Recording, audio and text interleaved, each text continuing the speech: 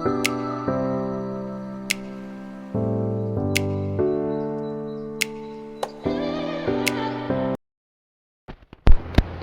Everyone, welcome to study jack point. मैं वरिंदर सिंह आप सभी का एक बार फिर से स्टडी जैक पॉइंट प्लेटफॉर्म पर आप सभी का स्वागत करता हूं। आशा करता हूं आप सब अच्छे होंगे, जो आपकी स्टडी है अच्छी होगी, बेहतरीन होगी। आइए हम शुरू करते हैं साइंस का जो हमारा टॉपिक चला हुआ है ह्यूमन डिसीज, मानव रोग, जिसमें हम कर रहे हैं आनुवंशिक रोग। आनुवंशिक रोग से संबंधित एक टॉपिक है सिंड्रोम से संबंधित डायरेक्ट एग्जाम में क्वेश्चन देखने को मिलता है। वो एग्जाम आपका एसएससी का हो या रेलवे का हो या किसी प्रकार का स्टेट लेवल या सेंट्रल लेवल एग्जाम हो, सभी प्रकार के एग्जाम में से संबंधित क्वेश्चन देखने को मिलते हैं। तो आइए हम शुरू करते हैं। जो ये सिंड्रोम है वो वंशानुगत रोग या फिर आनुवंशिक रोग है, इनसे बिल्कुल क्या है, एक दूसरे से संबंध है। तो आनुवंशिक रोग कैसे होते हैं, क्या कारण है, बिल्कुल अच्छे से हमने लास्ट क्लास में किया है कि जैसे जीन है, जीन क्या होता है, जीन कहाँ पाया जाता है, डीएनए क्या होता है, डीएनए कहाँ पाया जाता है, क्रोमोसोम क्या होता है, कहाँ पाया जाता है, आरएनए क्या होता है, कहाँ पाया जाता है, इनके क्या कार्य है, कितने टाइप के होते हैं, किस प्रकार से कैसे कैसे इनके कार्य होते हैं और ये किस प्रकार से बनते हैं, बिल्कुल अच्छे से हमने लास्ट क्लास में किया। क्योंकि ये भी क्या आनुवंशिक से संबंधित है और डीएनए, आरएनए, क्रोमोसोम, जीन से संबंधित भी डायरेक्ट क्वेश्चन देखने को मिलता है। अगर आपने वो क्लास नहीं देखी तो वो क्लास देखिए, या फिर उस क्लास का लिंक मैं इस वीडियो के डिस्क्रिप्शन में डाल दूंगा, वहाँ से भी आप क्लास को देख सकते हैं। तो आइए अब बात करते हैं हम सिंड्रोम की। सिंड्रोम क्या है, लक्षणों का समूह है, याद रखना। सिंड्रोम क्या है, लक्षणों का समूह है। सिंड्रोम अगर थोड़ा सा हम समझे, सिंड्रोम कब होते हैं, जो हमारे क्रोमोसोम होते हैं, क्रोमोसोम में किसी न किसी वजह से क्रोमोसोम का बढ़ जाना या घट जाना या आधा रह जाना या बिल्कुल गायब हो जाना, विलोपन हो जाना, इनकी वजह से जो बच्चों के अंदर, मानव के अंदर लक्षण दिखाई देंगे, वो क्या कहलाते हैं, सिंड्रोम। उनसे पहचाना जाता है कि इसको कौन सा सिंड्रोम रोग हुआ है, लक्षणों की पहचान से सिंड्रोम। या फिर उसमें जो लक्षण पता चलते हैं तो उससे जो अलग अलग टेस्ट होते हैं, उन टेस्ट से क्या है, क्रोमोसोम की जो संरचनाएं देखी जाती हैं, घट रहा है, बढ़ रहा है, उसके बेस पे क्या है, फिर ये रोग पहचाने जाते हैं। तो याद रखना, जो सिंड्रोम है वो लक्षणों का ऐसा समूह है और एक साथ पाया जाता है, किसी विशेष बीमारी या समस्या की ओर इशारा करता है। अगर वो लक्षण दिखाए गए तो फिर वो क्या इशारा करेंगे भी, इसको क्या है, ये रोग हो सकता है, इस सिंड्रोम वाला रोग हो सकता है। मतलब क्या है, ये खुद क्या है, एक रोग नहीं है, बीमारी नहीं है, सिर्फ ये क्या है, समस्याओं या बीमारी की ओर क्या करेगा, संकेत करेगा, या सांकेतिक लक्षणों का सेट है। मतलब लक्षण दिखाएगा, उससे क्या है, ये पहचाना जाता है कि इसको क्या है, ये सिंड्रोम हो चुका है। जेनेटिक डिसऑर्डर डिसीज के बारे में मैंने अच्छे से किया था। देखो, जीन क्या होते हैं, कहाँ पाए जाते हैं। जीन के अंदर मैंने बताया, जीन जो डीएनए में पाया जाता है, डीएनए का क्रोमोसोम पे पाया जाता है, क्रोमोसोम का केंद्र में। तो जीन के अंदर कोई ना कोई उत्परिवर्तन होना, वो किसी न किसी वजह से हो सकता है, हमने अच्छे से लास्ट क्लास में किया है। तो जीन में उत्परिवर्तन होने की वजह से डीएनए में, डीएनए की वजह से क्या क्रोमोसोम में, उन क्रोमोसोम में कोई ना कोई गड़बड़ी होने की वजह से शरीर में विकास या फिर कार्य में समस्या होगी, वो क्या कहते हैं, जेनेटिक डिसऑर्डर या फिर आनुवंशिक गड़बड़ी। यह बीमारी नहीं है, बल्कि समस्या या दोष जन्म से होती है। मतलब जैसे ये क्या है, बीमारी नहीं है, ये क्या है, समस्या या दोष है। कैसे, जैसे जब मादा और जो नर होते हैं, उनके जो अंडाणु शुक्राणु का जब निषेचन होता है, उस समय जो अंडाणु में जो क्रोमोसोम, जो जीन्स होते हैं, उनमें से आनुवंशिक पदार्थ का पूर्ण रूप से आगे नहीं जाना, कोई ना कोई उत्परिवर्तन होता है, कोई ना कोई गड़बड़ी होने की वजह से क्या है, ये रोग पैदा हो जाते हैं और फिर लक्षण दिखाई देते हैं। क्लियर है। तो जन्म के समय जो निषेचन होता है, भ्रूण बन होता है, भ्रूण में क्या ये प्रोप्रोसी आनुवंशिक पदार्थ है, वो पूर्ण रूप से कंप्लीट आगे नहीं गई है, उनमें कोई ना कोई गड़बड़ी हुई है, कम हो गए, ज़्यादा हो गए, तो उनकी वजह से क्या ये लक्षण पैदा होते हैं। और आनुवंशिक डिसीज क्या है, या आनुवंशिक बीमारी या जेनेटिक डिसीज क्या है, इन डिसऑर्डर की वजह से जो लक्षण दिखाई देंगे, उन लक्षणों से जो रोग होंगे या जो बीमारी दिखाई देगी, व्यक्ति बीमार होगा, वो क्या कहलाएगा, genetic disease. In genetic disorder की वजह से जो रोग लक्षण दिखाई देंगे, वो क्या कहलाती है, जेनेटिक डिसीज कहलाती है। क्लियर है। हम डिस्कस करेंगे जो बहुत बड़े एग्जाम में पूछा गया है, क्राइडू चैट या क्राइडू कैट है। इसका जो अन्य नाम है कैट्स क्राई, या इसका दूसरा अन्य नाम है 5P सिंड्रोम। अब कैट्स क्राई से आप समझ गए हो, कैट मैंने बिल्ली, क्राई मैंने चिल्लाना, मतलब क्या, बिल्ली जैसा क्या करेगा, चिल्लाएगा। क्लियर है। अब उसके बाद 5P सिंड्रोम का मतलब, जैसे मैंने क्रोमोसोम के बारे में आपको अच्छे से बिल्कुल अच्छे से क्लियर करवाया था कि जो इसकी एक होती है पी, एक होती है क्याऊ। जो पी होती है शॉर्ट आर्म होती है और जो क्याऊ होती है उसकी कौन सी होती है, लॉन्ग आर्म होती है। तो अब देखो कारण क्राइडोकैट है, ये किस कारण होता है, जो हमारे गुणसूत्र होते हैं, गुणसूत्र कितने होते हैं, 23 जोड़े होते हैं। कितने, 23 जोड़े। 23 जोड़े में जो 23वां जोड़ा होता है उसको बोल देते हैं एलोसोम क्रोमोसोम, और जो 22 जोड़े होते हैं उसको बोलते हैं ऑटोसोम। ठीक है, तो जो 23वां उसको सेक्स क्रोमोसोम भी बोलते हैं। जो 23वां जोड़ा, ठीक है, इसमें क्या है, 1 से लेके जो 23 और टोटल कितने होते हैं, 46 गुणसूत्र होते हैं। अगर बात करें तो जो 5वां गुणसूत्र होता है, 5वां गुणसूत्र का जो ये पी वाला होता है, ये क्या हो जाता है, गायब हो जाता है, विलोपन हो जाता है। ठीक है, या आधा रह जाता है। 5वां गुणसूत्र का आधा रह जाना, या फिर इसका गायब होना, या फिर इसका विलोपन हो जाने की वजह से क्या हो जाता है, ये सिंड्रोम हो जाता है। जैसे ये सिंड्रोम होगा तो उसकी जो बच्चे का जन्म होगा, तो जन्म के समय बच्चा रोएगा तो वो किस टाइप की आवाज़ निकाल लेगा, जैसे बिल्ली रोती है, म्याऊ म्याऊ चिल्लाती है ना, तो उस प्रकार से बच्चा भी बिल्ली की आवाज़ जैसे रोएगा, चिल्लाएगा। और कुछ कुछ नक्शा भी बिल्ली जैसा क्या होगा, मिलेगा। क्लियर है। तो ये क्या है, ये क्राइडोकैट रोग से ग्रसित है, इनको ये सिंड्रोम हुआ है। क्लियर है। अब इसमें एग्जाम में क्वेश्चन आ जाता है तो पूछ लेते हैं क्राइडोकैट में किस प्रकार का क्रोमोसोम में क्या होता है, तो 5वां गुणसूत्र। अगर बिल्कुल डिटेल में आए तो फिर वो क्या है, 5वां 5p सिंड्रोम में। 5p का मतलब क्या है, जो पी होती है शॉर्ट आर्म, क्रोमोसोम की शॉर्ट आर्म क्या हो जाती है, विलोपन हो जाती है, गायब हो जाती है 5वां गुणसूत्र। तो उसके लक्षण क्या होंगे, बिल्ली जैसी क्या है उसकी आवाज़ होगी, चिल्लाएगा बिल्ली जैसे। जैसे ये क्या है, ये भी क्या है, क्राइडोकैट से संबंधित क्या है, रोग से ग्रसित है। इनकी आंखें बिल्कुल छोटी होंगी, सिर बिल्कुल छोटा होगा, और फेस क्या है इसका बिल्ली जैसा मिलता जुलता होगा। और जब ये चिल्लाएगा तो बिल्ली जैसे चिल्लाती है, म्याऊ म्याऊ, ऐसे ये चिल्लाएगा।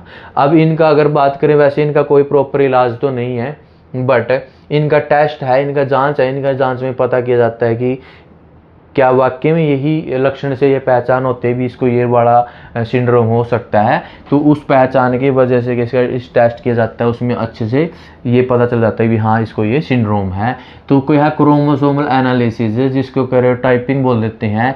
ये जो बच्चे का रक्त होता है, ब्लड होता है, उसमें क्रोमोसोम की संख्या और संरचना देखी जाती है, और उसमें ये पता चलता है कि 5वां जो क्रोमोसोम है, उस 5वां क्रोमोसोम का हिस्सा जो 5pp वाला हिस्सा है, जिसको शॉर्ट आर्म बोलते हैं, वो गायब है या नहीं है, आधा है, क्या है।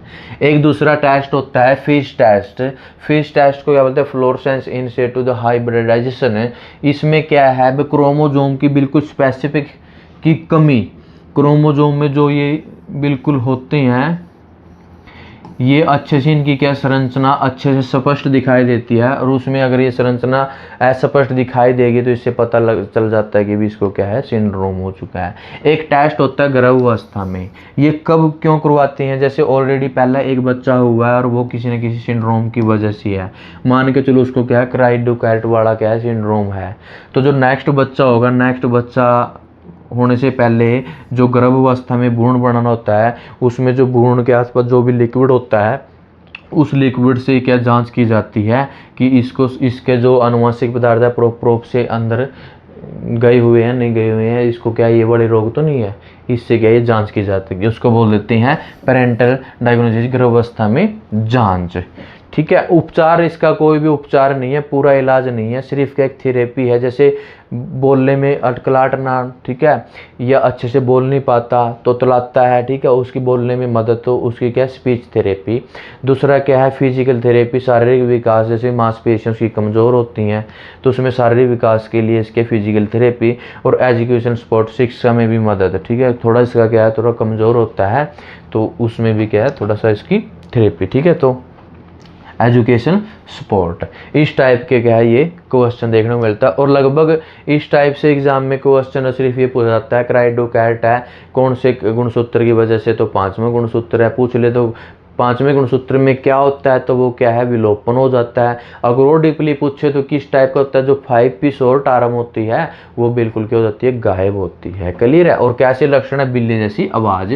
उसके बाद हम बात करते हैं डाउन सिंड्रोम में, जिसको क्या बोलते हैं, ट्राइसोमी। ट्राइसोमी को बोल देते हैं हिंदी में त्रिगुणसूत्रता। अब देखो 23 जोड़े होते हैं और हर एक जोड़ा मतलब 2 गुणसूत्र। एक पेड़ में कितने होते हैं, दो गुणसूत्र होते हैं। क्लियर है। तो ट्रिसोमी का मतलब, ट्राइसोमी का मतलब क्या है, तीन गुणसूत्र होना, दो की जगह क्या तीन। अब देखो जो डाउन सिंड्रोम है 21वें गुणसूत्र, एक से लेके टोटल कितने होते हैं, 46 होते हैं।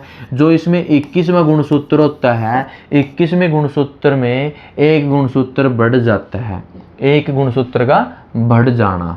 तो 46 से कितने हुए टोटल, 47 हो गए। 21वां गुणसूत्र में एक गुणसूत्र का बढ़ जाना, तो उसको बोल देते हैं डाउन सिंड्रोम। 21वें गुणसूत्र में एक गुणसूत्र बढ़ जाना कौन सा हो जाता है, डाउन सिंड्रोम। और ट्राइसोमी त्रिगुण समझ गए आप, हर जोड़ा में क्या होते हैं, दो होते हैं, तो वो क्या हो जाएंगे, तीन हो जाएंगे, उसको बोलते हैं तीन गुणसूत्र। क्लियर है। अब देखो इसमें जो लक्षण दिखाई देंगे, तो मेन हर बार एग्जाम में आता है, तो ये आता है बच्चा का जो IQ होगा बिल्कुल कम होगा, और बच्चा कैसा होगा, मंद बुद्धि वाला होगा। कैसा होगा, मंद बुद्धि वाला होगा। ठीक है, उसमें इतना दिमाग नहीं होगा। और दूसरा क्या, जो इसका IQ है वो लगभग 20 से 30% होगा। IQ मीन्स मतलब इंटेलिजेंस कोशिएंट। ठीक है, कोशिएंट। तो 20 से 30% होगा। बच्चे का मुंह ज़्यादातर खुला रहेगा, और बच्चा का मुंह खुला रहेगा तो मुंह से भी क्या, लार टपकती रहेगी। इसकी वजह से क्या है, उसका पाचन और सूंघने में क्या समस्याएं होगी। ठीक है, उंगलियां भी अलग टाइप की होंगी, अलग विकृति होंगी, अलग शेप होगी। ये क्या है, इसके लक्षण है। अगर एग्जाम में इस सिंड्रोम से संबंधित क्वेश्चन आते हैं तो गुणसूत्र से संबंधित आते हैं, कौन सा गुणसूत्र की वजह से कौन सा सिंड्रोम होता है। क्लियर है। अगर पूछे तो लक्षण जैसे क्या है, मुंह खुला है, लार टपकती रहेगी। ठीक है, और इनका जो लगभग अगर इनकी औसत आयु क्या है, बहुत ही कम दिन की होती है, क्या है, मर भी जाती हैं। ठीक है। अब उसके बाद बात करते हैं एडवर्ड सिंड्रोम। एडवर्ड सिंड्रोम को क्या बोलते हैं, ट्राइसोमी 18 का मतलब कि 46 से 47 हो जाएंगे। कब होंगे, जब 18वें गुणसूत्र में क्या है, एक क्या हो जाएगा, बढ़ जाएगा, इंक्रीज हो जाएगा। एक है 18वें गुणसूत्र में एक गुणसूत्र का बढ़ जाना, जिससे कौन सा हो जाता है, एडवर्ड सिंड्रोम हो जाता है। कौन सा, एडवर्ड सिंड्रोम। एडवर्ड सिंड्रोम में क्या लक्षण है, बच्चे का मुंह बहुत छोटा होगा, मतलब जो औसत जो मुंह की जो शेप होती है, दो लिप्सों का जो मुंह होता है, वो क्या होगा, मुंह छोटा होगा। ठीक है, एक बिल्कुल जो सिर पूरा फेस है वो भी क्या छोटा होगा। तो इसमें देखो छोटा होगा। दूसरा क्या, विकृत चेहरा होगा, अजीब सा चेहरा टाइप होगा। और दिल की समस्या, हृदय संबंधी क्या होगा, इसका रोग होंगे। हाथ पाँव की असामान्य रचना होगी, जैसे देखो हाथ पाँव कैसा है, इसका ऐसा है, इसका पाँव क्या, पैर हाथ कैसा है, इस टाइप का है। और देखो ये कैसा है, पैर, इसकी क्या है, अलग संरचनाएं होगी।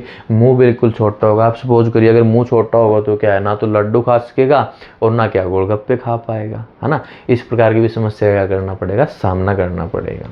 तो क्लियर है। तो कौन सा, 18वें गुणसूत्र की वजह से क्या है, ये रोग एडवर्ड सिंड्रोम हो जाता है। देखो ये कैसी शेप है इसकी, हाथ पैर की, उंगलियां देखो कैसे इनकी विकृत है, फेस बिल्कुल छोटा सा, मुंह बिल्कुल छोटा सा है।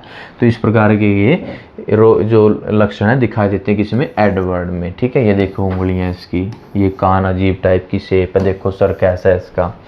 ठीक है, अगर इस प्रकार की आपको ये वीडियो अच्छी लग रही है तो वहाँ पे वीडियो ज़्यादा लाइक करें, शेयर करें, चैनल को सब्सक्राइब करें, और बेल आइकन वाले बटन पर जरूर क्लिक करें ताकि आपको हर प्रकार की क्लास के नोटिफिकेशन टाइम पे मिल सके।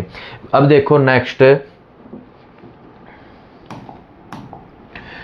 देखिए, पटाऊ सिंड्रोम। पटाऊ सिंड्रोम को क्या बोलते हैं, ट्राइसोमी 13 बोल देते हैं। वही त्रिगुण, मतलब जो 13वां गुणसूत्र है उसमें क्या है, एक और बढ़ जाएगा। क्या हो जाएगा, एक और बढ़ जाएगा। तो 13वें गुणसूत्र में एक गुणसूत्र का बढ़ जाना, मतलब 46 से कितने हो गए, 47 हो गए। तो उसमें लक्षण क्या दिखाई देंगे, जो होठ होगा बच्चे का, जब उसका जन्म होगा, पैदा होगा, तो उसका होठ होगा, ऊपर वाला होठ क्या होगा, कटा हुआ मिलेगा। जो लिप्स है ऊपर वाला कटा हुआ मिलेगा। ठीक है, और आंखें की असमानता होगी, अतिरिक्त उंगलियां होंगी, और मस्तिष्क की समस्या होगी, दिमाग थोड़ा सा कैसा होगा, कमजोर होगा। तो याद रखना, इसमें क्या है, जितने सिंड्रोम है इसमें डायरेक्ट क्या है, या तो गुणसूत्र के बारे में पूछते हैं या लक्षण के बारे में पूछते हैं। इससे बाहर कभी भी एग्जाम में देखो, इसमें क्या है, ऊपर वाला होठ क्या कटा हुआ मिलेगा। ठीक है, तो वो कौन सा है, पटाऊ सिंड्रोम है। कौन सा है, पटाऊ सिंड्रोम। पटाऊ सिंड्रोम को क्या बोलते हैं, ट्राइसोमी 13 क्यों बोलते हैं, मैंने आपको बताया था। एक गुणसूत्र का बढ़ जाना, दो से क्या हो जाते हैं, तीन हो जाते हैं। तो इसमें ऊपर वाला क्या होगा, होठ कटवा मिलेगा। अब जैसे पटाऊ सिंड्रोम है, पटाऊ का मतलब पटाना। अब कोई किसी को पटाएगा तो मतलब वो उसका हो जाएगा, जैसे आप मुझे पटाओगे तो मैं आपको तेरा हो गया। ऐसे याद रखो, इसकी ट्रिक क्या है, अगर कोई किसी को पटाता है तो वो हो जाता है, मतलब आप मुझे पटाओगे तो मैं तेरा हो गया। क्लियर है ना? तो मतलब पटाऊ का मतलब तेरा होना, तो याद रखना पटाऊ का 13वां गुणसूत्र, पटाऊ का 13वां गुणसूत्र। क्लियर है? ऐसे ट्रिक के अकॉर्डिंग भी आप क्या याद कर सकते हो। उसके बाद क्लाइनफेल्टर सिंड्रोम। क्लाइनफेल्टर सिंड्रोम भी किस प्रकार का क्रोमोजोम है? सेक्स क्रोमोजोम है। सेक्स क्रोमोजोम आपको पता है मादा के अंदर, महिला के अंदर XX पाया जाता है और पुरुष के अंदर किस प्रकार का पाया जाता है? XY पाया जाता है। अब देखो जो X गुणसूत्र है ये क्या है? मादा के लक्षणों का द्योतक है। क्लियर है? XX माता और वो जो Y है वो पुरुष के लक्षणों का द्योतक है। क्लियर है? इसमें जितने Y गुणसूत्र होते हैं उनमें मतलब पुरुष वाले लक्षण। क्लियर? अब देखो इसमें पुरुष के पास सामान्य XY क्रोमोजोम होते हैं, इसके अंदर एक XY के अंदर एक X क्रोमोजोम और बढ़ जाएगा और वो X क्रोमोजोम किसका होता है? महिला का होता है। जब ये कितने हो गए? 46 की जगह 47 हो गए और जो 23वां जोड़ा सेक्स क्रोमोजोम है वो कितने होते हैं? XY होते हैं पुरुष के अंदर, और इसमें एक X और क्या हो गया? ऐड हो गया, तो वो क्या हो गया? XXY हो गया। क्लियर है? जब ये X गुणसूत्र एक पुरुष के अंदर बढ़ जाता है और ये जो रोग होगा या सिंड्रोम होगा सिर्फ पुरुषों में पाया जाएगा। मतलब क्या है? जब देखो X गुणसूत्र क्या महिला के लक्षण, तो जब ये X गुणसूत्र एक बढ़ जाएगा तो सारे के सारे नर के अंदर मादा के लक्षण आ जाएंगे। नर के अंदर मादा के लक्षण आना, नर के अंदर मादा के लक्षण का आना, जैसे सतन का बढ़ना, ब्रेस्ट का बढ़ना, ठीक है, उसको बोलते हैं गाइनोकोमैस्टिया। सतन का बढ़ना क्या बोलते हैं? गाइनोकोमैस्टिया। मतलब नर के अंदर मादा के लक्षण का आना। अब वो लक्षण क्या क्या है देखिए, जैसे दाढ़ी मूछ ही नहीं आएंगी। अब जब X गुणसूत्र बढ़ गया है, X गुणसूत्र बढ़ने से क्या दाढ़ी मूछें नहीं आएंगी। दूसरा है क्या है? सतन का निकल आना, जो सतन है वो ब्रेस्ट है वो क्या उभरेगी, वो बाहर निकलेगी, ठीक है, उसको क्या बोलते हैं? गाइनोकोमैस्टिया, मैंने भी बताया है। औरत जैसी क्या होगी? उसकी आवाज़ होगी, औरत के बीच में क्या करेगा? महिलाओं के बीच में वो रहना पसंद करेगा, और जितनी एक्टिविटी होती हैं, चाल ढंग बोल चाल सब कुछ, वो क्या एक्टिविटी क्या है? महिला जैसा क्या है? बर्ताव एक्टिविटी करेगा। और जो पुरुष के जो टेस्टिस होते हैं, अंडकोश होते हैं, वो बिल्कुल क्या होते हैं? छोटे होते हैं। और बांझपन क्या होगा? बांझपन इनफर्टिलिटी, मतलब ये क्या है? बच्चे पैदा करने में सक्षम नहीं होगा, ठीक है, बांझपन होगा। हर लक्षण मादा जैसे दिखाई देंगे। अब जैसे देखो जो शुक्राणु पैदा करती हैं, शुक्राणु बिल्कुल क्या है? कम पैदा करेगा, जिससे कि आगे ये बच्चा पैदा नहीं कर सकता, ठीक है, टेस्टी की वजह से, क्योंकि टेस्टिस जो वो क्या है? अंडकोश में बिल्कुल छोटे होते हैं, पूर्ण रूप से विकास नहीं होता उनका। अब ये सारे के सारे महिला वाले लक्षण किस में आएंगे? नर में आएंगे। किसकी वजह से? X गुणसूत्र बढ़ जाने की वजह से। तो देखो जी ये क्या चेस्ट बढ़ रही है, ठीक है, टेस्ट छोटे छोटे हैं, ठीक है, अलग से स्पाइरस फेशियल्स है, हेयर हैं अलग अलग, जितनी एक्टिविटी है क्या सारी महिला वाली हैं, ठीक है। उसके बाद बात करते हैं टर्नर सिंड्रोम। टर्नर सिंड्रोम यह भी क्या है? एक सेक्स क्रोमोसोम क्या है? डिसऑर्डर है। और ये जो हमारा ये था क्लाइनफेल्टर, वो पुरुषों में पाया जाता है। जो टर्नर सिंड्रोम हमेशा किस में पाया जाएगा? महिलाओं में पाया जाता है। किस में? महिलाओं में।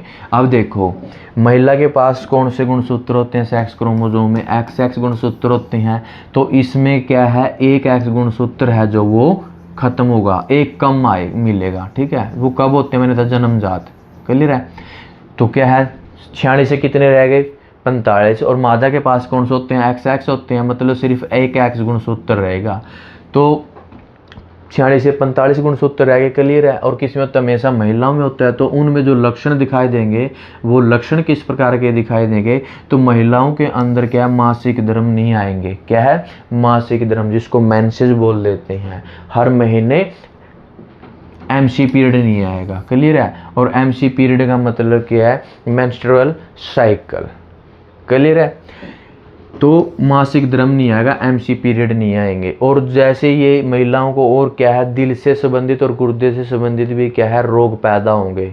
अच्छे से गुर्दे में कमी होगी और दिल संबंधित क्या है? रोग पैदा होंगे। और ओवरी का सही से विकास नहीं होगा। जो ओवरी होती है, ठीक है, अंडाशय होता है, यूट्रस होता है, ठीक है, जहाँ अंडाणु बनते हैं फर्टिलाइजेशन के लिए, वह इनफर्टिल मतलब बांझपन जैसी होंगी। अब देखो जिन महिलाओं को पीरियड नहीं आएंगे, मासिक धर्म या मेंसेस नहीं आएंगे तो वो क्या है, ऑलरेडी क्या है, बच्चे पैदा करने में सक्षम नहीं होगी। क्योंकि पीरियड क्या है, जैसे हर 28 साइकिल में जैसे वो अंडाणु बनता है, वो वेट करता है फर्टिलाइजेशन का, अगर वो वेट नहीं करता और वो फिर वो क्या है, बाहर निकल आता है ब्लड के जरिए। क्लियर है ना? ये बिल्कुल अच्छे से प्रोसेस हम जैसे इसके बारे में डिस्कस करेंगे, वो नेक्स्ट क्लास में अच्छे से करेंगे। तो याद रखना वो क्या है, हर महीने आते रहते हैं। तो पीरियड, तो वो क्या पीरियड नहीं आएंगे और क्या अंडाशय, जब ये पीरियड नहीं आएंगे तो क्या है, मतलब निषेचन नहीं होगा, और निषेचन नहीं होगा तो मतलब फर्टिलाइजेशन, जो आगे के बच्चे पैदा नहीं होंगे। अब देखो इसमें दो चीजें और याद रखो आप, क्या रखोगे, जैसे एक तो होता है रजोधर्म या फिर रजोदर्शन, जिसको मिनारक बोलते हैं। मतलब मादा के में पहली बार किसी एमसी पीरियड का आना, यौवनारंभ, उनको बोलते हैं रजोधर्म या रजोदर्शन। मतलब फर्स्ट टाइम पहली बार पीरियड का आना, उसको रजोदर्शन या रजोधर्म। दूसरा क्या है, जब 45 से 50 की एज में मासिक धर्म का बंद होना, क्लियर है, मासिक धर्म का बंद होना, तो उसको बोल देते हैं रजोनिवृत्ति, या फिर इसको मेनोपोज भी बोल देते हैं। ये याद रखना, मेनोपोज क्या है, मीनारक क्या है, रजोदर्शन या रजोधर्म या फिर रजोनिवृत्ति। 45 से 50 की एज में बंद होना, जैसे ये बंद होंगे फिर वो भी क्या है, बच्चे पैदा करने में सक्षम नहीं है। क्लियर है? उसके बाद सुपर मेल सिंड्रोम और सुपरमैन सिंड्रोम या चिड़चिड़ा पुरुष सिंड्रोम भी बोल देते हैं, इरिटेबल मेल सिंड्रोम। ये क्या है, सुपर मेल सिंड्रोम में क्या है, देखो मेल के पास क्या होते हैं, ऑलरेडी XY गुणसूत्र होते हैं। तो इसमें क्या है, XY में मेल का ही एक और गुणसूत्र बढ़ जाना, मतलब एक Y का और बढ़ जाना। तो जब ये गुणसूत्र बढ़ जाएगा तो वो ये किस टाइप का, ये भी सेक्स क्रोमोसोम है, तो वो कैसा होगा, वो सुपर मेल सिंड्रोम होगा। क्लियर है? या फिर सुपरमैन सिंड्रोम या फिर चिड़चिड़ा पुरुष, मतलब इस टाइप के पुरुष होंगे, उसमें जो लक्षण दिखाई देंगे वो लक्षण किस टाइप, देखो 45 से कितने हो गए, ये 46 से कितने हो गए, टोटल 47 गुणसूत्र हो गए। तो उसमें जो लक्षण दिखाई देंगे वो लक्षण किस प्रकार के होंगे, एक तो जो उनका असामान्य औसत से क्या होगा, कद लंबा होगा। जो असामान्य औसत होगी ना कद की, उससे क्या ज़्यादा लंबा होता है, हाइट ज़्यादा होती है। और कभी कभी सीखने में भी कठिनाई होगी। सीखने में कठिनाई का मतलब जैसे वो भाषा सीख रहा है या कोई लिखाई पढ़ाई का काम कर रहा है या पढ़ रहा है, उसमें क्या इसको कठिनाई का सामना करना पड़ेगा। और उसका जो व्यवहार है, बिहेव, आक्रामक होगा, गुस्सेल टाइप का होगा, घुंघराले टाइप के बाल होंगे, बार बार हर बात पे चिड़चिड़ापन होगा। ठीक है? अपना आपा गुस्से में अपना आपा खो देने से क्या नुकसान कर देना, या हर बार बार लड़ाई करना। तो इस प्रकार की क्या है ये, या उनका जो मूड में उतार चढ़ाव चढ़ना, ठीक है, गुस्सा होना, ऐसे क्या है सुपर मेल में लक्षण दिखाई देते हैं। आपने कहावत भी सुनी होगी, ऐसी भीत का खोरा, ऐसी रांड का छोरा, है ना? तो ये क्या है, मतलब जैसे उनके लक्षण माता पिता के ऐसे क्या बच्चों के अंदर आ रहे हैं। क्लियर है ना? अब उसके बाद सुपर फीमेल सिंड्रोम, जैसे ही सुपर मेल सिंड्रोम था ऐसे ही सुपर फीमेल सिंड्रोम भी है। क्या है इसमें, इसको ट्रिपल एक्स सिंड्रोम भी बोला जाता है। क्यों बोला जाता है, या इसको सुपर वोमेन सिंड्रोम भी बोला जाता है। तो जो 46वां गुणसूत्र होता है, जो 23वां जोड़ा होता है मादा के पास, XX होते हैं, इसके अंदर एक X और बढ़ जाता है, तो इसको ट्रिपल एक्स इसलिए बोला जाता है, ट्रिपल एक्स क्रोमोजोम। इसमें क्या हो जाता है, जैसे ये X क्रोमोजोम बढ़ेगा तो इससे क्या, जो महिला होते हैं वो महिला के लक्षण वो किस टाइप के दिखाई देंगे, वो कैसे गुस्सेल टाइप की होगी, उनका बिहेवियर प्रॉब्लम, बार बार उसका क्या गुस्सा होगी, सामान्य हाइट से क्या होगी कि ज़्यादा होगी। ठीक है? और कभी कभी इसमें सीखने में भी क्या होगी, कठिनाई होगी। ये इसकी जो एक्टिविटी होगी, बार बार टाइम पे क्या चिड़चिड़ापन, गुस्सा होना, या फिर भड़काऊ टाइप की लड़ाई कराने वाले, ऐसे क्या इसके लक्षण दिखाई देंगे। तो आपने सुना होगा ना भी ऐसे इसके घर वाले हैं, ऐसे ही हैं, तो ये इस टाइप के लक्षण दिखाई। सिंड्रोम है, सिंड्रोम से संबंधित डायरेक्ट एग्जाम में क्वेश्चन देखने को मिलता है। वो एग्जाम आपका SSC का, रेलवे का, किसी प्रकार का स्टेट लेवल या सेंट्रल लेवल एग्जाम है, सभी प्रकार के एग्जाम में इससे संबंधित डायरेक्ट क्वेश्चन देखने को मिलते हैं। तो आज हम करेंगे सिंड्रोम से संबंधित MCQ क्वेश्चन एग्जाम में किस टाइप से आते हैं, उनकी अच्छे से प्रैक्टिस करेंगे, ताकि अगर एग्जाम में सिंड्रोम से संबंधित क्वेश्चन आए तो फिर क्या है, बिल्कुल किसी भी प्रकार से कोई डाउट ना हो, डायरेक्ट राइट आंसर क्लिक हो। तो आइए हम प्रैक्टिस करते हैं।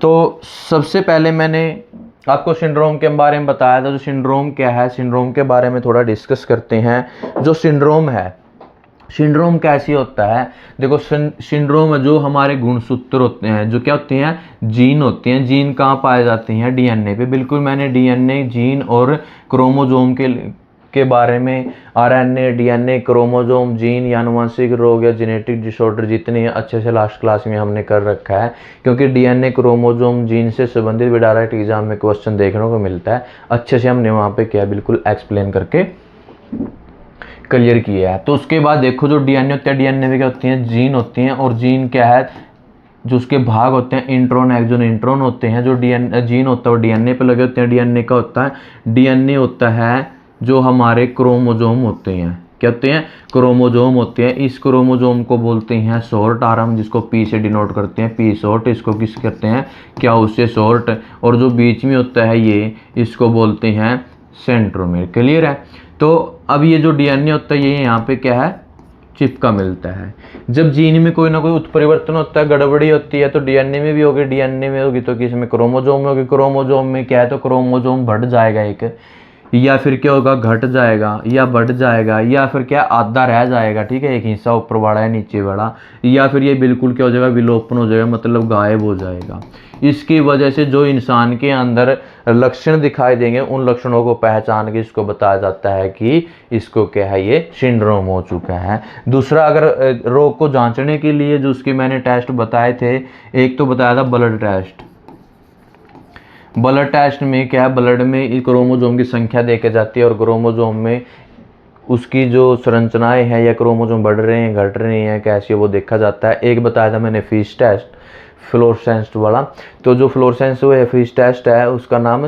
तो उसमें क्या है, जो क्रोमोजोम है, उस क्रोमोजोम को बिल्कुल उसकी संरचना देखी जाती है, उसका आकार देखा जाता है, क्या इसका आकार पूरा कंप्लीट है, या घट रहा है, या बढ़ रहा है, या बिल्कुल जो जैसे 1 से लेके हमारे 46 से 46 के होते हैं गुणसूत्र होते हैं, कौन सा गुणसूत्र बढ़ रहा है, या घट रहा है, या बिल्कुल गायब हो रहा है, वो अच्छे से फिश टेस्ट में क्या देखे जाते हैं। उससे भी ये रोग पहचाना जाता है। तीसरा मैंने बताया था एक पेरेंटल टेस्ट। पेरेंटल टेस्ट क्या है, जो गर्भ होती है, गर्भवती मील होती है, तो गर्भ में क्या है, इसका टेस्ट होता है। जैसे भ्रूण बना होता है ना, तो वहाँ से क्या लिक्विड लेके उसमें जो आनुवंशिक पदार्थ है वो अच्छे रूप से देखे जाते हैं, क्या कंप्लीट गए हुए हैं, या आधे रह गए हैं, या कैसी है। अगर वो कंप्लीट है तो मतलब कोई भी विकार उत्पन्न नहीं होगा, कोई भी सिंड्रोम नहीं होगा। अगर वो आनुवंशिक पदार्थ है, जो आनुवंशिक पदार्थ में बहुत सारे जो जीन होते हैं, क्रोमोजोम होते हैं, डीएनए होते हैं, वो ट्रांसफर होते रहते हैं। अगर वो कंप्लीट आनुवंशिक पदार्थ की वजह से कंप्लीट गई हैं, तो वो कोई रोग नहीं होगा। अगर उनमें कोई ना गड़बड़ी, कोई ना उत्परिवर्तन होगा, या विकार उत्पन्न होगा, उसकी वजह से क्या है, आगे लक्षण दिखाई देंगे। वो फिर लक्षण से फिर क्या है, पहचाना जाता है इसको ये सिंड्रोम हो चुका है। तो लक्षणों का समूह ही क्या कहलाता है, सिंड्रोम कहलाता है। ये लक्षणों का पैटर्न या ग्रुप ऑफ सिम्पटोम्स, ये सारे क्या है, लक्षण हैं। अब बात करते हैं सिंड्रोम का अध्ययन किस शाखा से संबंधित है, जेनेटिक। किससे है, जेनेटिक से है। और जेनेटिक क्या है, जीन से, स्टडी ऑफ जीन्स। ठीक है, उनके बारे में क्या चेंजिंग है, क्या बढ़ रहे हैं, घट रही हैं, वो सारा कैसे संबंधित। तो मैंने आपको बताया था आनुवंशिकता या वंशानुगत, या फिर जो हमारे सिंड्रोम, इनका आपस में एक दूसरे से क्या संबंध है। तो मैंने बिल्कुल हम आपको लास्ट क्लास में क्या है कि बिल्कुल डीएनए और आरएनए और जीन और क्रोमोजोम कितने टाइप के जीन होते हैं, या किस प्रकार से कार्य करते हैं, कहाँ पाए जाते हैं, कैसे क्या एक्टिविटी होती है, अच्छे से लास्ट क्लास में कर रखा है। क्योंकि वो भी उससे भी संबंधित क्या है, डीएनए, आरएनए या फिर क्रोमोजोम से संबंधित भी डायरेक्ट एग्जाम में क्वेश्चन देखने को मिलते हैं। तो आप वो भी क्लास देख सकते हैं। तो जेनेटिक्स से समझ में आया कि ये अध्ययन किस शाखा से, जेनेटिक्स से है। अब उसके बाद बात करते हैं सिंड्रोम और रोग। तो देखो सिंड्रोम मैंने बताया था, सिंड्रोम क्या है, लक्षणों का समूह है। जब किसी व्यक्ति या मानव में, बच्चे में लक्षण दिखाई देते हैं, उन लक्षणों को पहचान कर वही लक्षण क्या है, रोग का कारण बनते हैं। तो देखो लक्षणों का समूह तो क्या होगा, सिंड्रोम होगा। उन लक्षणों की वजह से जो रोग होगा वो क्या कहलाएगी, डिसीज कहलाएगी, रोग कहलाएगा। समझ में आया। तो लक्षणों को पहचान की संकेत करते हैं लक्षण की, इसको ये बड़ा सिंड्रोम हो चुका है, ये सिंड्रोम रोग हो चुका है। तो कौन सा शब्द सिंड्रोम के लिए उपयुक्त है, ग्रुप ऑफ सिम्पटोम्स, ये लक्षणों का समूह। तो एग्जाम घुमा फिरा के कैसे भी दे सकता है, तो बिल्कुल आपने घबराना नहीं है। तो उसके बाद सिंड्रोम अधिकतर किससे पहचाने जाते हैं, लक्षणों के समूह से। क्लियर है। आप इस चैनल के माध्यम से मैथ, साइंस, रीजनिंग की भी अच्छे से 0 लेवल से कंप्लीट तैयारी कर सकते हैं। वो आपका एग्ज़ाम चाहे रेलवे का हो, एसएससी का हो, किसी प्रकार का स्टेट लेवल एग्ज़ाम हो, सेंट्रल लेवल एग्ज़ाम हो, सभी प्रकार के एग्ज़ाम के लिए यहाँ पे इस चैनल के माध्यम से आप तैयारी कर सकते हैं। बिल्कुल आपको मैथ, साइंस, रीजनिंग बिल्कुल 0 लेवल से और बिल्कुल एक एक कंसेप्ट को अच्छे से क्लियर करके पूरा कंप्लीट सिलेबस करवाया जाएगा। तो लक्षणों का क्या है, समूह है, वो क्या होते हैं, सिंड्रोम होते हैं, सिंड्रोम पहचाने जाते हैं। उसके बाद सिंड्रोम का अध्ययन विशेष रूप से किसके लिए महत्वपूर्ण है, देखो आनुवांशिक विकार, आनुवांशिक जो जेनेटिक होते हैं, डिसऑर्डर होते हैं, उन जीन्स के अंदर कोई ना कोई विकार उत्पन्न होना, उत्परिवर्तन होना, उसकी वजह से क्या है जो क्रोमोजोम है या डीएनए है उनमें भी कोई ना कोई गड़बड़ी होगी, जिससे क्या है आगे जो विभिन्नताएं होती हैं या जन्म के बाद जो लक्षण दिखाई देते हैं वो सारे क्या है, वही विकार पहचाने जाते हैं, लक्षण पहचाने जाते हैं। तो वही क्या है, आनुवंशिक विकार है। और मैंने आपको बताया था जो ये आनुवंशिक विकार उत्पन्न होते हैं अगर वो एक ही पीढ़ी तक रहा तो वो क्या है, सिर्फ सिंड्रोम है या फिर ओनली आनुवंशिक है। वंशानुगत कब होता है, जब वही रोग नेक्स्ट पीढ़ी दर पीढ़ी चलता रहता है, तो वो क्या कैसे रोग बन जाते हैं, वंशानुगत बन जाते हैं। बिल्कुल अच्छे से ये भी हमने क्लियर किया हुआ है लास्ट क्लास में। तो अब हम बात करते हैं नेक्स्ट क्वेश्चन की, क्राई डू कैट सिंड्रोम किस क्रोमोजोम की असामान्यता से होता है। तो देखो क्राई डू कैट है, इस क्राई डू कैट को कैट्स क्राई या फिर 5p सिंड्रोम, 5p सिंड्रोम ये भी बोला जाता है। क्यों बोला जाता है, देखो जो हमारा क्रोमोजोम होता है, इस टाइप की क्रोमोजोम होती हैं, मैंने बताया था अभी जो क्रोमोजोम होती हैं ये बड़ी होती है पी शोर्टारम, पी को बोलते हैं शोर्टारम, आर्म मैंने जो बाजू है बाएं, ठीक है। और ये होती है दोनों क्याउ लॉन्ग आर्म, और ये बीच में होता है सेंट्रोमेर, क्लियर है।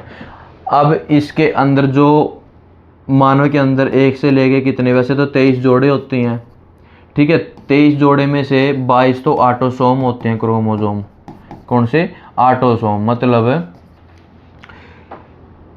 जो 23वां जोड़ा होता है वो होता है सेक्स क्रोमोजोम, जिसको बोलते हैं हम एलोसोम, ठीक है, एलोसोम। ये अलग होते हैं 22 से अलग। इस जो 23वां जोड़ा होता है ये सेक्स क्रोमोजोम, इसी की वजह से लड़का है लड़की, अगर मतलब मेल से अगर वाई गुणसूत्र चला जाता है तो लड़का पैदा होता है, अगर एक्स गुणसूत्र जाता है तो लड़की पैदा होती है। ये जो डिटर्मिनेशन होता है, जो लिंग की पहचान है, इसी की वजह से, क्लियर। 23वां गुणसूत्र सेक्स क्रोमोसोम जिसको एलोसोम बोलते हैं। इससे संबंधित डायरेक्ट क्वेश्चन एग्जाम में देखने को मिलता है, ये भी अच्छे से हमने कर रखा है क्रोमोजोम में, क्योंकि क्रोमोजोम क्या है, किस टाइप का होता है, कहाँ पाया जाता है, क्या कार्य है, किस कैसे कैसे इनकी एक्टिविटी होती है, अच्छे से हमने क्लास में कर रखा है। अब तो देखो जो हमारे ये टोटल कितने होते हैं, 46 गुणसूत्र होते हैं, ठीक है। अब 46 में गुणसूत्र देखो 1 से लेकर 46 होती हैं। जो कैट्स क्राई है या एसपी सिंड्रोम है, इसको क्यों बोलते हैं, जो 46 में जो 1 से 46 में से जो 5वां गुणसूत्र होता है, 5वां गुणसूत्र मान के चलो ये है, और जो 5वां गुणसूत्र होगा उसका जो ऊपर वाला पी शोर्टारम होगी वो क्या हो जाती है, गायब हो जाती है, विलोपन हो जाती है, या फिर ये गुणसूत्र आधा रह जाता है। उसकी वजह से क्या हो जाता है, ये कैट डू क्राई या कैट्स क्राई या क्राई डू चैट या कैट रोग हो जाता है। उसके लक्षण क्या होंगे, लक्षण के बारे में डिस्कस करेंगे। तो समझ में आया, तो एग्जाम के अंदर 5p सिंड्रोम भी आ जाता है। 5p सिंड्रोम भी क्या है, इसका नाम है, एक तो है कैट्स क्राई, एक है 5p सिंड्रोम, और एक क्या है क्राई डू चैट या कैट। तो ध्यान रखना ये क्या है, तीनों इसी के नाम है। p कैसे आया, 5p सिंड्रोम क्यों आया, मैंने अभी बताया, जो इसकी p शॉर्ट फॉर्म होती है वो आधी रह जाती है, क्लियर है। तो सही आंसर 5p सिंड्रोम या 5p गुणसूत्र या क्रोमोजोम आ जाता है। समझ में आ पाई। तो 5वां गुणसूत्र देखो, अब एग्जाम के अंदर 5वां गुणसूत्र भी आ सकता है, या 5वां गुणसूत्र का विलोपन होना भी आ सकता है आंसर में, या 5वें गुणसूत्र का आधा रह जाना भी आता है, या फिर 5p सिंड्रोम भी आ सकता है। एग्जामिनर घुमा फिरा के कैसे क्वेश्चन को डाल दे, आपको घबराना नहीं है। तो अब देखो ये इस टाइप के, तो इसमें जो लक्षण दिखाई देंगे वो लक्षण देखो, कैट्स क्राई से आप समझ गए होंगे, बिल्ली कैसे करते हैं म्याऊ म्याऊ, तो कराई मैंने चिल्लाना, कैट मैंने बिल्ली। जैसे बिल्ली चिल्लाती है वैसे क्या, जैसे बच्चा पैदा होगा तो बच्चे की जो रोने की आवाज़ होगी वो कैसी होगी, बिल्ली जैसी होगी। और जो बच्चे का मुखड़ा होगा वो मिलता जुलता किससे होगा, बिल्ली से होगा। जो उसका सर होगा वो कैसे होगा, जो हेड होता है सर होता है वो भी थोड़ा सा कैसे होता है, छोटा होता है सामान्य से। क्लियर है। तो क्राइडो कैट सिंड्रोम किस नाम से जाना जाता है, बिल्ली जैसी आवाज़ सिंड्रोम, या इसको कैट्स क्राई बोल देते हैं, इसको 5P सिंड्रोम भी बोलते हैं। समझ में आया। अब बात करते हैं हम क्राइडो कैट सिंड्रोम का मुख्य कारण क्या है, डिलीशन होना, हरास होना या ख़त्म होना, गायब होना। कौन सा, 5P गुणसूत्र। और गुणसूत्र का जो 5 पार्ट भाग होता है, छोटा भाग बोल देते हैं, वो क्या होता है, गायब हो जाता है। तो क्राइडो जो कैट है छोटे सिर का आकार का होता है, मतलब उसका जो लक्षण पाया जाता है कैसा होता है, छोटे सिर का आकार का होता है, बिल्ली जैसा मुखड़ा होता है मिलता जुलता, और क्या है, बिल्ली जैसे रोने की क्या होगी, उसकी आवाज़ आएगी। ठीक है, रोने की आवाज़ कैसी आएगी, जैसे बिल्ली म्याऊ म्याऊ करती है ऐसे ही वो बच्चा रोएगा। क्लियर है। अब बात करते हैं डाउन सिंड्रोम। डाउन सिंड्रोम किस कारण से होता है, तो डाउन सिंड्रोम का जो अन्य नाम है उसको बोलते हैं ट्राइसोमी। क्या बोलते हैं, ट्राइसोमी 21। ट्राइसोमी 21 क्यों बोलते हैं, मानव के अंदर एक से लेके कितने होते हैं, 46 गुणसूत्र होते हैं। क्लियर है। अब देखो ये जो ट्राइसोमी 21 है, ट्राइसोमी का मतलब समझिए, जो ट्राइसोमी है इसको बोलते हैं त्रिगुण सूत्र। त्रिगुण सूत्र का मतलब समझ गए। देखो कितने जोड़े होते हैं, 1 से 23 जोड़े होते हैं, हर एक जोड़े में क्या है, 2-2 क्रोमोसोम होते हैं। अब जो 21वां ट्राइसोमी 21 क्यों कहते हैं, जो 21वां गुणसूत्र होता है उसके अंदर कितने होते हैं, 2 होते हैं। इसके अंदर एक 21वां में क्या है, 3 गुणसूत्र हो जाएंगे, 2 की जगह क्या है 1 गुणसूत्र और बढ़ जाएगा, तो वो टोटल कितने हो गए, 3 गुणसूत्र हो गए, इसलिए इसको ट्राइसोमी बोलते हैं। ट्राइसोमी का मतलब 3 त्रिगुणसूत्र। त्रिगुणसूत्र का मतलब जो 2 हैं इसमें 1 और बढ़ गया तो वो कितने हो गए, टोटल 3 गुणसूत्र हो गए, तो टोटल 46 से कितने हो गए, 47 गुणसूत्र हो गए। क्लियर है। तो इसलिए इसको ट्राइसोमी 21 बोलते हैं। ट्राइसोमी का मतलब 3 त्रिगुणसूत्र 21। तो 21वें गुणसूत्र में क्या है, 3 गुणसूत्र होंगे, 21वें गुणसूत्र में कितने पाए जाएंगे, 3 पाए जाएंगे, तो 46 से कितने हो गए, 47 हो गए। उसको क्या बोलते हैं, डाउन सिंड्रोम बोलते हैं। एग्जाम में क्वेश्चन क्या है, इस टाइप से भी आएगा, ट्राइसोमी ऑफ क्रोमोसोम 21, आजकल इस टाइप से आते हैं, ट्राइसोमी 21, ट्राइसोमी ऑफ क्रोमोसोम 21, या फिर क्रोमोसोम 21, या फिर गुणसूत्र 21, ऐसे एग्जाम में क्वेश्चन आते हैं। या पूछ लेंगे क्रोमोसोम 21 में 1 बढ़ जाने से कौन सा रोग होता है, फिर उल्टा आ जाएगा, तो इसका मतलब क्या हो जाएगा, डाउन सिंड्रोम होगा, या उसका आंसर आ जाएगा ट्राइसोमी 21। क्लियर है। इस टाइप से एग्जाम में क्वेश्चन, या फिर पूछ लेता है एग्जामिनर कि अगर 21वें गुणसूत्र में 1 गुणसूत्र बढ़ जाता है तो कौन सा रोग होगा, डाउन सिंड्रोम, या 21वें गुणसूत्र में 1 गुणसूत्र बढ़ने से टोटल क्रोमोसोम कितने हो जाएंगे, तो वो 46 से कितने हो जाते हैं, 47 हो जाते हैं। इस टाइप से पजल करके एग्जामिनर एग्जाम में क्वेश्चन डाल देता है। तो ट्राइसोमी मैंने अभी आपको बताया, जो इसका अन्य नाम है वो क्या, ट्राइसोमी 21 मतलब कि 21वें गुणसूत्र में 1 गुणसूत्र का बढ़ जाना। यह पूछ लेते हैं डाउन सिंड्रोम में गुणसूत्र का क्या होता है, ह्रास होता है या बढ़ जाता है या घट जाता है, तो मतलब क्या होगा, गुणसूत्र का बढ़ना। कितने गुणसूत्र, 1 गुणसूत्र। ऐसे ही 10-12 क्वेश्चन बन जाते हैं, जैसे मैंने अभी आपको बताया। डाउन सिंड्रोम में कौन सा लक्षण सामान्य दिखाई देगा, मानसिक मंदता। इसमें जो IQ होगा, जिसको इंटेलिजेंस कोशिएंट बोल देते हैं, लगभग 20 से कितना होगा, 30% होगा। ठीक है, दिमाग नहीं होगा उसमें। ठीक है, पागलपन सा दिखाई देगा, मंद बुद्धि वाला होगा, पढ़ने लिखने में बिल्कुल क्या है, दिमाग काम नहीं करेगा, तो वो क्या है, मंद बुद्धि आ सकता है, मानसिक मंदता। ठीक है, ये मेंटल रिटार्डेशन। तो ये क्या है, इसके लक्षण है। अब डाउन सिंड्रोम में 21वें क्रोमोसोम की कुल कितने अब देखो मैंने बताया था 46 है, 1 बढ़ जाता है, कितने हो गए, 47। 21वें गुणसूत्र में क्या होते हैं, 2 होते हैं, तो 1 और बढ़ गया तो कितने हो गए, 3 हो गए। अभी बताया था ना, इसलिए 3 त्रिगुणसूत्र, तो कितने हो जाते हैं, 3 गुणसूत्र पाए जाते हैं, 1 बड़ा होता है, के लिए बढ़ जाता है। डाउन सिंड्रोम वाले व्यक्ति में कुल कितने क्रोमोसोम पाए जाते हैं, टोटल कितने होते हैं, 46 होते हैं, बट 1 बढ़ जाता है डाउन सिंड्रोम में, तो कितने हो गए, 47 हो गए। समझ में आया। पहले कितने थे, 46 होते हैं, जैसे ही 1 गुणसूत्र का बढ़ागा तो 46 से कितने हो गए, 47 हो गए। और वो कौन सा गुणसूत्र होता है? 21वें गुणसूत्र। अब बात करते हैं हम एडवर्ड सिंड्रोम। एडवर्ड सिंड्रोम को भी क्या है, इसको ट्राइसोमी 18 भी बोल देते हैं। क्या बोलते हैं? 18। अब समझो ट्राइसोमी का मतलब त्रिगुणसूत्र। जो 18वां गुणसूत्र होता है उसके अंदर एक गुणसूत्र और बढ़ जाता है, तो 2 से कितने हो गए? 3 गुणसूत्र हो गए। तो 46 से कितने हुए? 47 गुणसूत्र हुए। क्लियर है? अब देखो, इसको ट्राइसोमी 18 इसलिए बोला जाता है कि ये गुणसूत्र बढ़ जाता है 18वें गुणसूत्र में। तो एडवर्ड सिंड्रोम किस कारण होता है? तो ट्राइसोमी ऑफ क्रोमोसोम 18, या ओनली आ जाएगा गुणसूत्र 18, या फिर गुणसूत्र 18 में एक बढ़ जाना। बहुत घुमा फिरा के एग्जाम में क्वेश्चन आते हैं, तो आपने क्या है ऐसे याद रखना है, 18वें गुणसूत्र में एक गुणसूत्र का बढ़ जाना। तो इसको अलग जो नाम है वो अलग नाम क्या है? ट्राइसोमी 18। दोस्तों, अगर आपको ये क्लास अच्छी लग रही है तो आप इस क्लास को ज़्यादा लाइक करें, शेयर करें और चैनल को सब्सक्राइब करें और बेल आइकन वाले बटन पे क्लिक करें, ताकि हर प्रकार के क्लास के नोटिफिकेशन आपको तुरंत मिल सके। तो इसका जो अन्य नाम है ट्राइसोमी 18 है। तो जब भी कभी भी ट्राइसोमी आए तो समझ लेना सिंड्रोम से रिलेटेड है। ठीक है। अब उसके बाद हम बात करते हैं एडवर्ड सिंड्रोम में कौन सा प्रमुख शारीरिक लक्षण पाया जाता है। तो देखो, जो एडवर्ड सिंड्रोम है, छोटा जबड़ा, छोटा जबड़ा या छोटा मुंह होगा, छोटा मुंह होगा। अब देखो जी, बिल्कुल छोटा मुंह होगा। ठीक है, क्या होगा? छोटा मुंह होगा। ये जो मुंह है बिल्कुल छोटा होगा, पूरा फेस भी छोटा होगा। अब मुंह होगा तो वो क्या, ना तो वो गोलगप्पे खा सकता है और ना ही वो क्या लड्डू खा सकता है। बहुत ज़्यादा उसका समस्या सामना करना पड़ेगा, है ना, छोटा मुंह होने की वजह से। तो क्या है मेन उसका जो लक्षण होगा, उसका जो जबड़ा है, मुंह है, वो क्या होगा? अंत छोटा होगा, सामान्य रूप से क्या होगा? छोटा होगा, बड़ा नहीं होगा। ठीक है, इसका क्या है? लक्षण दिखाई देगा। उस लक्षण में फिर क्या, वैसे जो एडवर्ड सिंड्रोम है, एडवर्ड सिंड्रोम का जो जीवन काल है वो बहुत ही कुछ महीनों या 1 साल या कुछ सप्ताह तक ही क्या है इसका जीवन काल होता है, ये फिर मर जाता है। ठीक है। अगर बात करें एडवर्ड सिंड्रोम बच्चे का जीवन काल क्या होता है, तो कुछ ही सप्ताह या कुछ ही महीने या कुछ ही समय अनुसार आ सकता है। अब बात करते हैं पटाऊ सिंड्रोम। पटाऊ सिंड्रोम में इसको अन्य नाम से भी जानते हैं, ट्राइसोमी 13।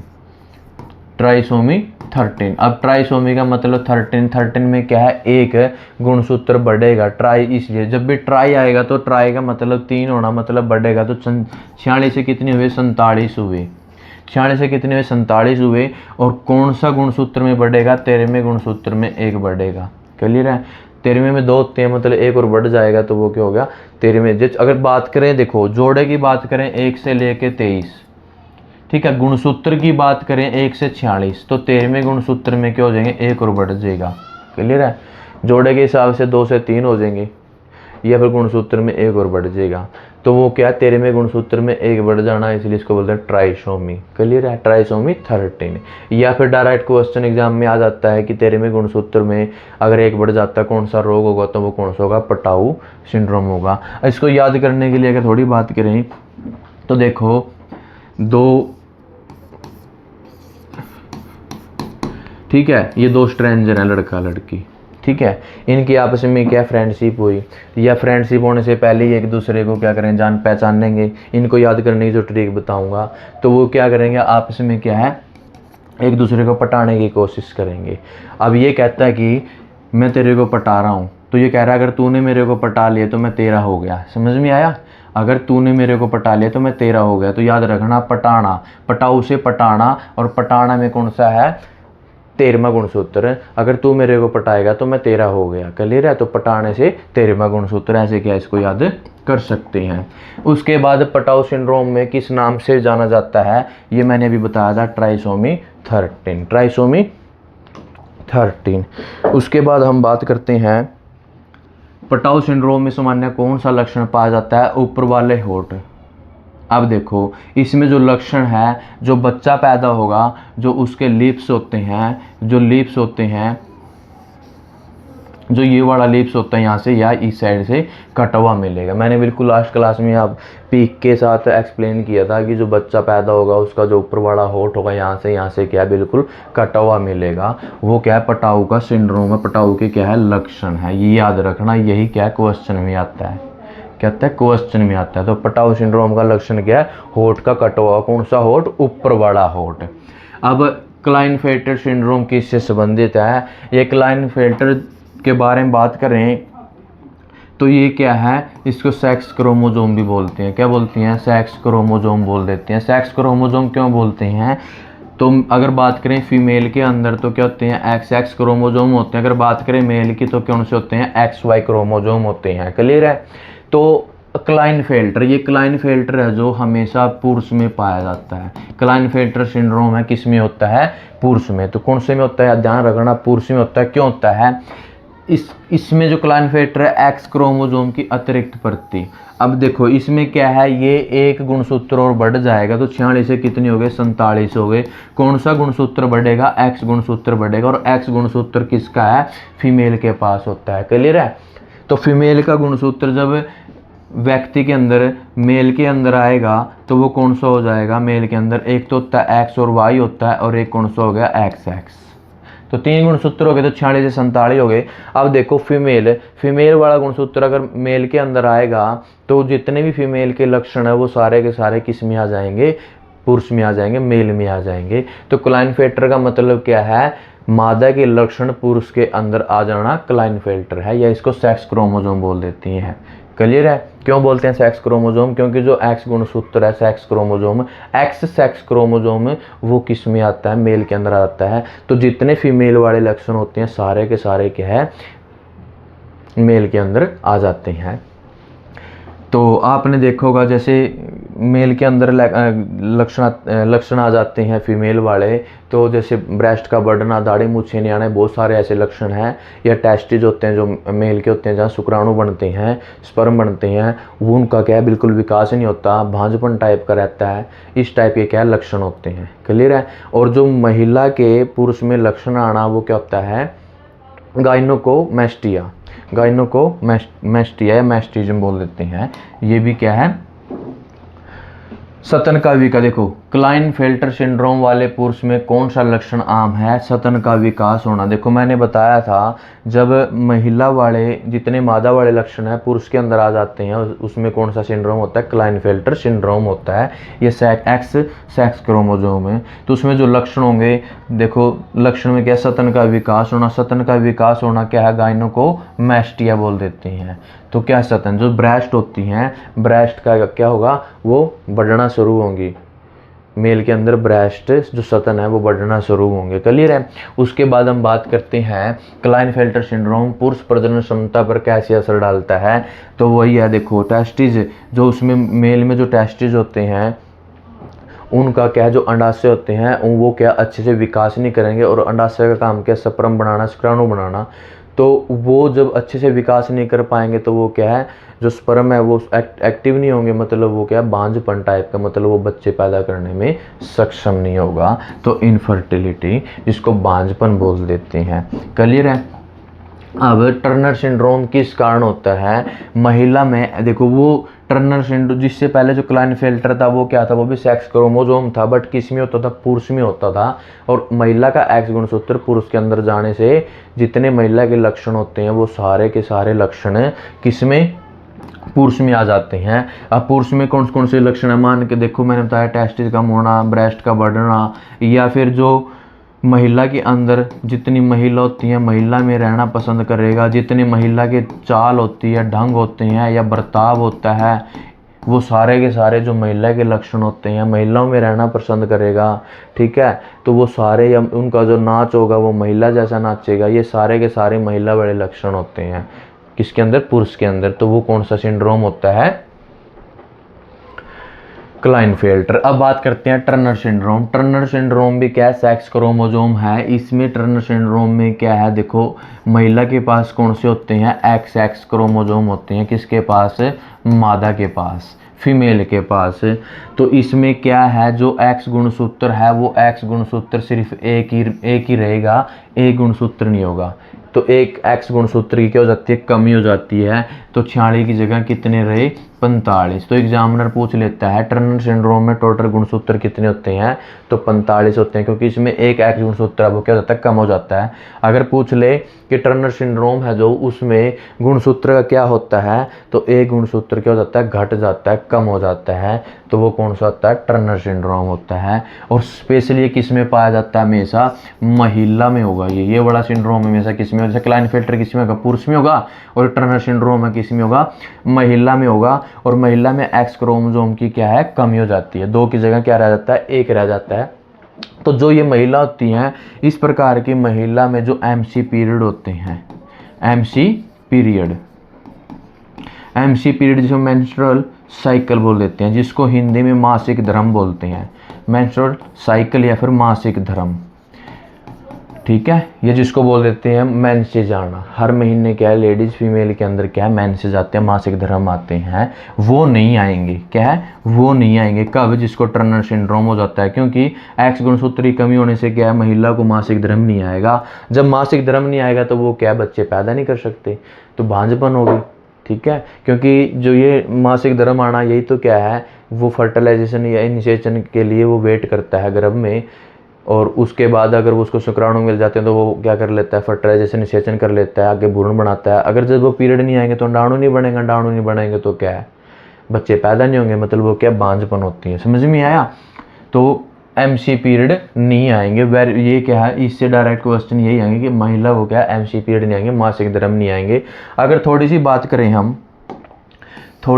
करें कि मासिक धर्म से रिलेटेड, जब पहली बार 12 से 14 की एज में, लगभग 10 या 12 या 14 की एज में जब पहली बार लड़की को मेंसेस आते हैं, पीरियड आते हैं पहली बार, फर्स्ट टाइम, क्या है, फर्स्ट टाइम, तो उसको क्या बोलते हैं, उसको बोलते हैं रजोधर्म, रजोधर्म बोल देते हैं, या फिर रजोदर्शन बोल देते हैं। बहुत बार एग्जाम में क्वेश्चन आता है तो याद रखना, रजोदर्शन, या इसको मीनारक बोल देते हैं, मीनारक, ठीक है, क्या बोलते हैं, मीनारक, ठीक है।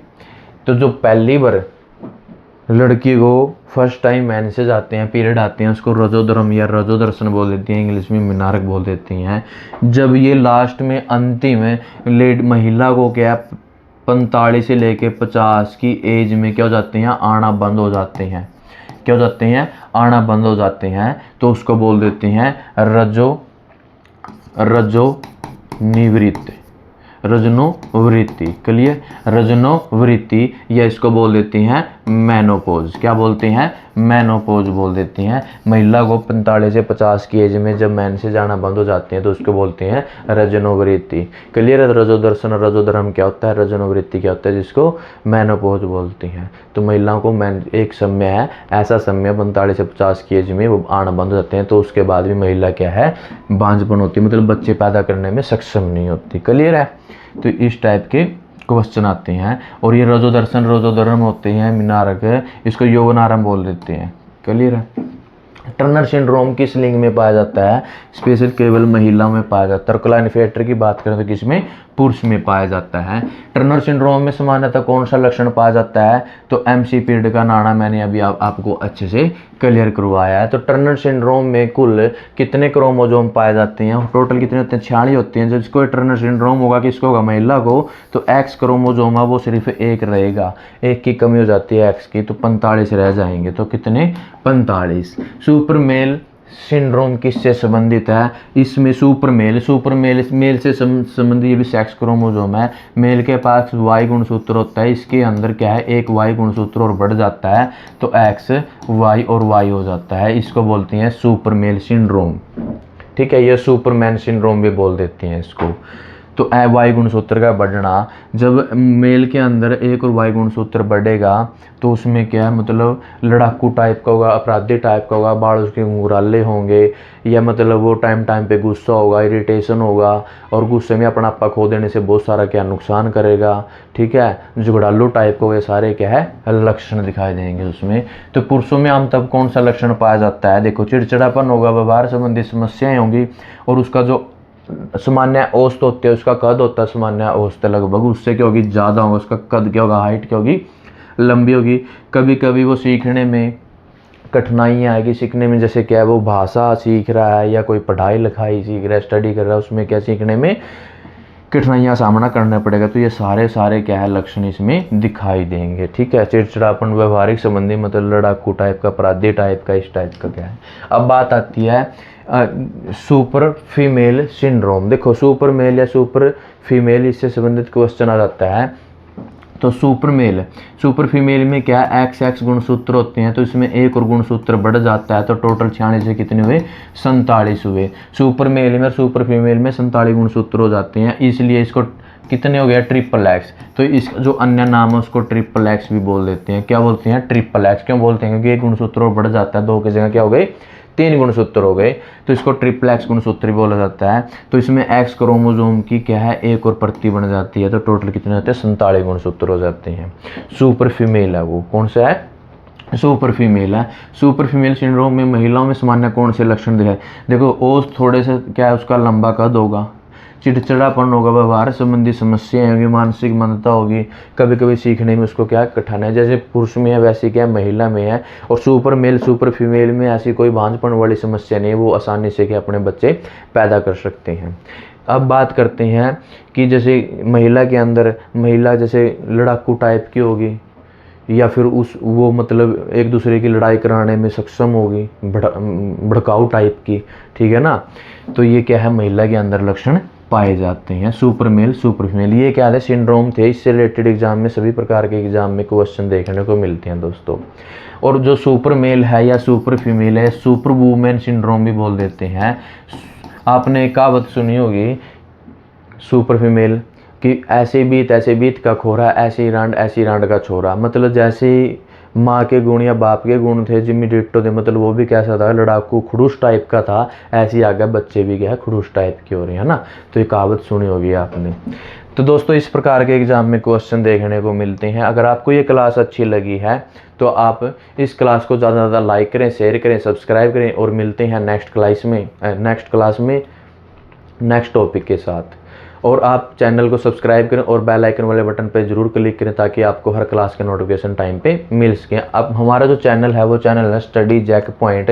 जैसे आप यूट्यूब पे सर्च करोगे तो बिल्कुल इसी लोगों के साथ आपको चैनल दिखाई देगा, वहाँ से भी आप क्या सब्सक्राइब कर सकते हैं। थैंक यू, धन्यवाद, मिलते हैं नेक्स्ट क्लास में।